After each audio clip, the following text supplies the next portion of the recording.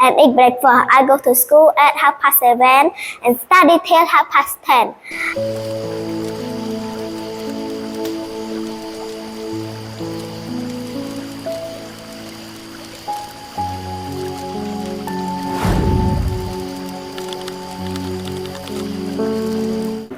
First of all, I would to pay my hair and return to the school. Principal, my English teacher at the SBC school, and all my beloved friends here. Good morning, my name is Yujin. I am 10 years old studying grade 3 at the SBC school. Today I'm very honored and excited to be here and talk about special topic. My topic is my daily activity. My name is Yujin. I am a student. I like to talk about my daily activity.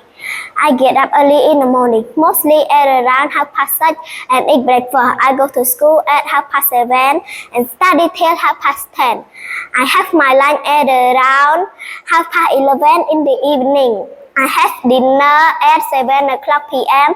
with my family. Then I do my homework at around 9:45 p.m. I listen to music or watch a movie to relax before going to bed at around 10:30. Thank you. Goodbye.